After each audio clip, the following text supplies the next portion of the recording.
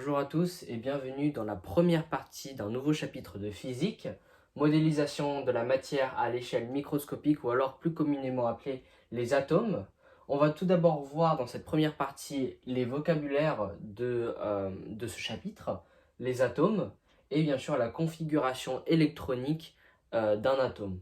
C'est parti. On va maintenant passer au vocabulaire. Alors, qu'est-ce qu'une espèce chimique? Alors une espèce chimique, c'est un corps de matière étant composé de plusieurs entités chimiques. On va voir ce que c'est une entité chimique, mais d'abord quelques exemples d'une espèce chimique. L'eau, l'éthanol, le chlorure de sodium sont des exemples d'espèces chimiques. Alors maintenant, qu'est-ce qu'une entité chimique? Une entité chimique, c'est le plus petit composant indissociable et indépendant d'un corps pur. C'est l'unité de base de la chimie, si vous voulez. Par exemple, l'hydrogène ou un ion sodium ou un ion chlorure sont des exemples d'entités chimiques. L'hydrogène est, par rapport aux ions, un atome. Et on va voir du coup ce que c'est un atome. C'est en fait un élément chimique qui est neutre et composé d'un noyau positif et d'électrons négatifs. Cette propriété de neutralité est très importante parce qu'en fait, elle nous permet de déduire le nombre d'électrons si on a le nombre de noyaux ou alors le nombre de noyaux si on a le nombre d'électrons.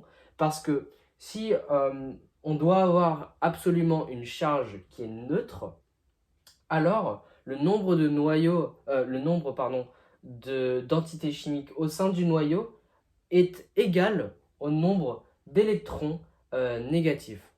On va voir ça plus tard. Une molécule, qu'est-ce qu'une molécule? C'est un ensemble d'atomes électriquement neutres, donc c'est en fait un regroupement d'atomes. L'eau est par exemple une molécule composée d'atomes. Un ion, c'est une entité chimique électriquement chargée, donc par rapport, c'est un peu le contraire de l'atome, puisque l'atome est neutre, alors que l'ion est chargé électriquement. Et on va voir de quoi est-ce qu'il peut être chargé. Il peut être chargé donc soit négativement, on appelle ça un anion, ou soit positivement, on appelle ça un cation. Et bien sûr aussi, on retrouve une autre propriété, une autre définition, celle de l'ion polyatomique, qui est en fait un assemblage chimique chargé électriquement, et c'est un peu le contraire de la molécule, puisque la molécule, elle est composée d'atomes, et l'ion polyatomique est composé de plusieurs ions. Alors, on va tout d'abord s'intéresser à l'anatomie ou la composition d'un atome. Un atome est composé d'électrons qui gravitent autour de ce qu'on appelle le noyau, et le noyau est lui-même composé de neutrons et de protons. Notez ici que en fait, ma représentation du noyau est un peu fausse, puisque les échelles ne sont pas respectées. En effet, le noyau devrait être beaucoup plus petit que ça, et les électrons devraient être beaucoup plus espacés, parce que si on devait donner un exemple, si notre atome ici, qui est un atome d'oxygène, devait faire la taille de la Terre, alors le noyau lui ferait la taille d'un ballon de basket. C'est pour vous prouver à quel point le noyau de notre atome est petit, très petit, et qu'il y a énormément de vide entre les électrons et le noyau. Alors, de quoi est composé notre noyau? Donc je l'avais dit, de neutrons et de protons. Les propriétés qui sont importantes à noter, c'est que le proton, lui, est chargé positivement, alors que le neutron n'est pas chargé du tout, il est neutre. C'est pour ça, du coup, qu'on l'appelle le neutron. Notre proton, lui, est chargé donc positivement, et il est au nombre de 8 dans un atome d'oxygène. Dans tous les atomes d'oxygène, on retrouvera toujours 8 protons.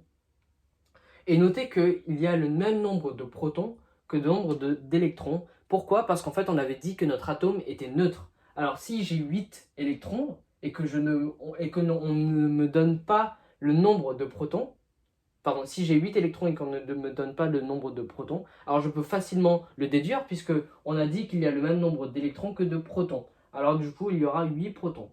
Et c'est pour ça qu'on a autour toujours 8 électrons. Là aussi, une autre propriété qui est importante, le nombre de protons est égal au nombre de neutrons. C'est-à-dire qu'il y aura toujours, s'il y a 8 protons, on aura forcément 8 neutrons. Mais aussi, du coup, si on a 8 électrons, on aura aussi 8 neutrons, ce qui est assez logique. Aussi, du coup, l'assemblage de protons et de neutrons forme les nucléons. Mais ça, c'est quand même pas ultra important à apprendre. ce qui nous mène aussi à du coup la deuxième façon de représenter un atome, qui est la méthode XAZ, qui est le symbole atomique. On appelle ça le symbole atomique. X représente en fait l'atome en lui-même, donc le nom de l'atome c'est O, donc oxygène. A va représenter le nombre de nucléons. Donc ici on a 8 protons, 8 neutrons, ce qui nous fait 16. Et ici ça nous représente le nombre de protons, donc on a 8 protons, le Z. Aussi du coup on va passer aux charges électriques. Les charges électriques, ça c'est très important aussi. On a dit qu'un neutron, un atome était forcément chargé de façon neutre, donc il n'est pas du tout chargé. Et on le note E, juste E, la charge électrique se note E, et il s'exprime en coulomb, donc c'est C. Et on avait eu que du coup, un électron est chargé négativement, donc est égal à moins 1,60 fois 10 puissance moins 19, donc c'est négatif. Alors que par exemple, un proton, lui, est chargé positivement avec exactement le même nombre, sauf qu'il y a un plus. Mais du coup, juste parce que c'est positif. Et alors qu'un neutron, on avait dit que c'était pas chargé du tout, alors du coup, il est égal à 0 coulomb. D'où le fait que si on additionne le nombre de neutrons, le nombre de charges électriques d'électrons au nombre de charges électriques de protons et de neutrons, si on le veut, ça nous fera du coup, par exemple, imaginons que j'ai un neutron, un proton et un électron. J'aurai du coup moins 1,60 fois 10 puissance moins 19 plus 1,60 fois 10 puissance moins 19, ce qui me donne 0. Et je l'additionne du coup au nombre de neutrons qui est de 0, ça me donne toujours 0. Parce qu'en fait, on a dit que l'atome est forcément électriquement neutre. Donc si vous voulez additionner votre nombre de charges électriques, mais que vous ne trouvez pas 0, c'est que ce ne sera forcément pas un atome. Maintenant, passons aux masses d'un atome. On remarque en fait que la masse de notre électron est beaucoup plus petite, parce que là, on a 10 puissance moins 31, et là, on a 10 puissance moins 27 qu'un neutron ou d'un proton. Et en fait, si on veut calculer la masse d'un atome, eh bien tout simplement, on n'a pas besoin de considérer la masse des électrons, parce que les électrons sont si légers, sont si petits par rapport aux neutrons et aux protons, qu'en fait, la masse du nucléon, donc du noyau, fait 99,99% de la masse de l'atome en entier. Donc on aura juste en fait à multiplier notre nombre de nucléons par 1,67 fois 10 puissance moins 27 pour trouver notre masse de l'atome tout entier. Voilà. Excusez-moi, je me suis trompé aussi sur une propriété qu'on avait vue du coup. C'est celle du nombre de neutrons. Il est possible qu'en fait, le nombre de neutrons ne soit pas égal au nombre de protons. On va faire un exercice ici tout simple. On considère notre atome de chlorure et on veut déterminer le nombre d'électrons, de neutrons, de protons, etc. etc. Déjà, première chose qu'il faut savoir, on avait dit qu'on a notre configuration X, A, Z juste là. Pour l'instant, tout va bien. On avait dit aussi que Z représentait le nombre de protons. Alors, on sait qu'on aura 17 protons. Première information. Mais on avait aussi dit que le nombre de protons était égal au nombre d'électrons. Alors, on aura aussi du coup 17 électrons. On nous dit aussi on avait aussi appris que A, ici, représentait en fait le nombre de nucléons. Et donc, du coup, on sait qu'on aura 35 nucléons. Mais cependant, on sait que les nucléons sont composés eux-mêmes de protons et de neutrons. Et on ne connaît bien sûr pas le nombre de neutrons. Or, ce qu'on a juste à faire, c'est une simple équation. On sait que du coup, nucléon est égal à neutron plus proton. Je vais juste mettre pro. Et donc, du coup, on connaît le nombre de nucléons qui est 35. Ici, on a X, parce que neutron, plus notre nombre de protons qui est de 17. En résultat, on aura juste à faire X est égal à 35 moins 17. C'est une simple équation. X est donc égal à 18. On a donc 18 neutrons. Et je viens de prouver ici qu'on n'a pas forcément le même nombre de neutrons que de protons. Et je m'excuse terriblement. Voilà. On passe maintenant au grand 3, configuration électronique. Tout d'abord, en physique, il faut savoir que un électron d'un atome, enfin un atome peut avoir plusieurs niveaux d'énergie, plusieurs types d'énergie, et ces types d'énergie peuvent se traduire en fait par les différents électrons, les différentes couches d'électrons, pardon. Imaginons qu'on a un atome, et autour bien sûr on a les électrons qui gravitent autour. Plus il y a de couches d'électrons, parce qu'il y a plusieurs couches d'électrons en effet,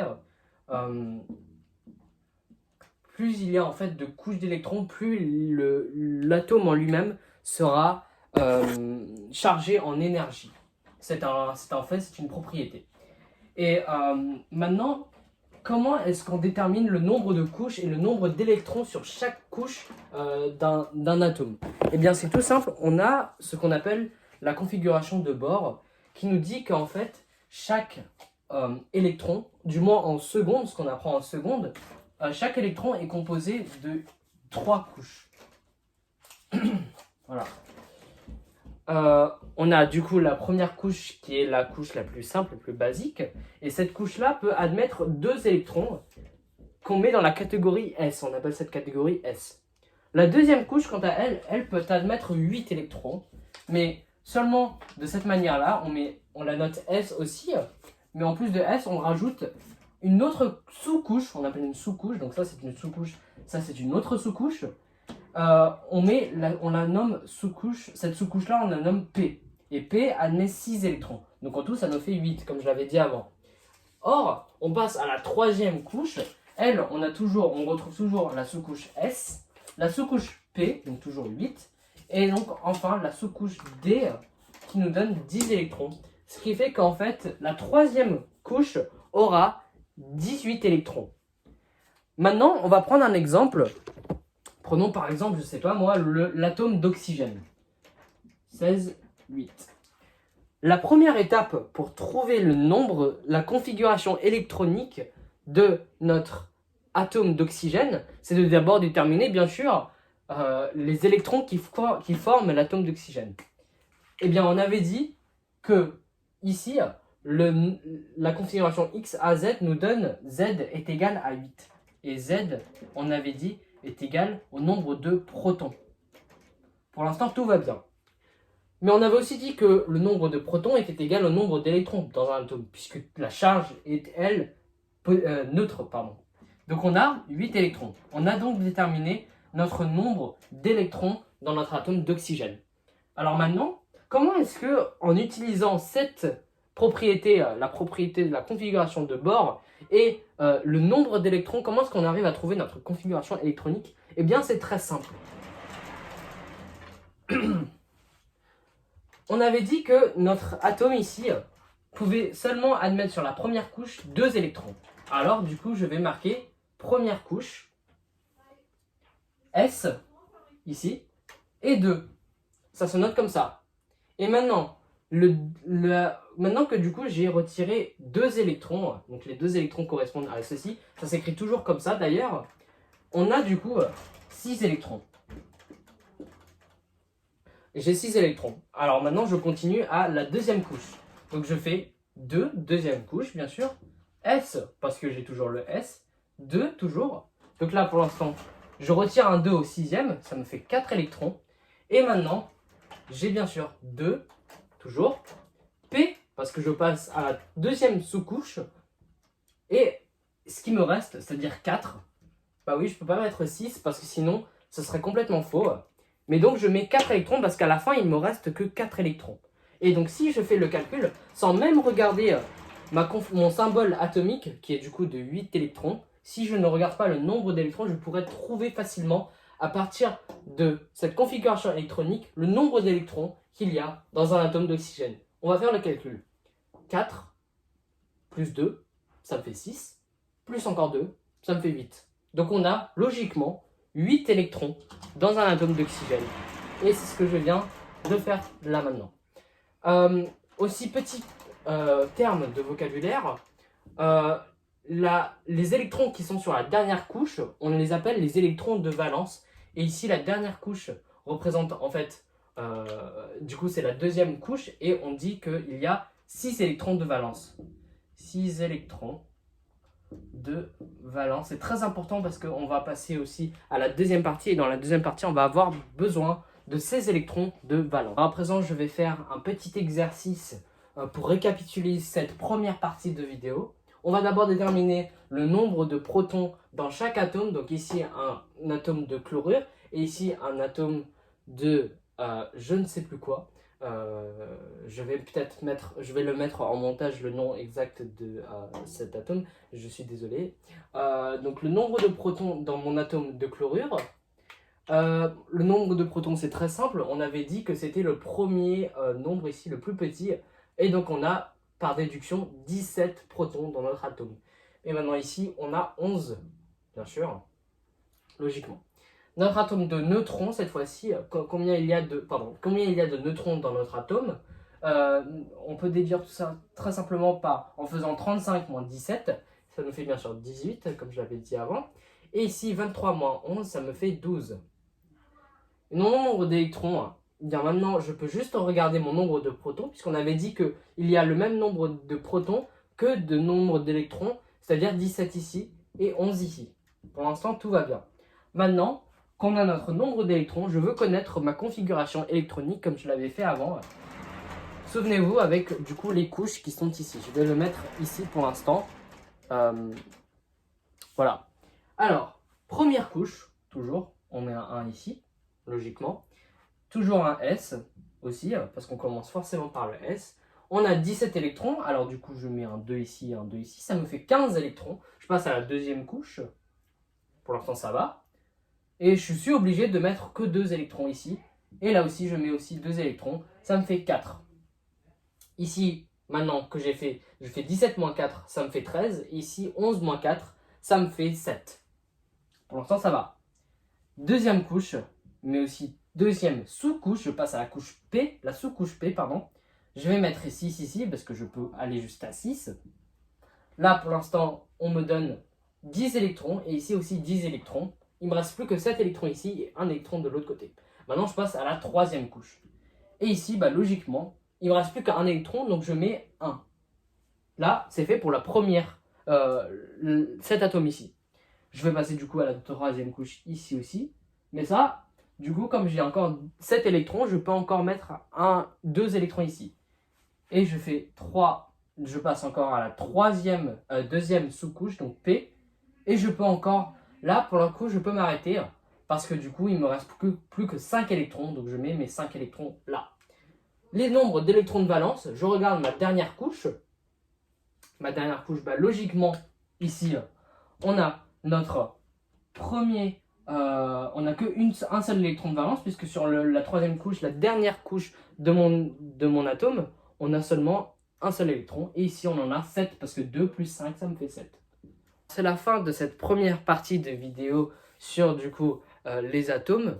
Je vous invite du coup à regarder la deuxième partie de la vidéo et n'hésitez pas à mettre un pouce bleu, un commentaire ou vous abonner si cette vidéo vous a plu. Merci d'avoir regardé.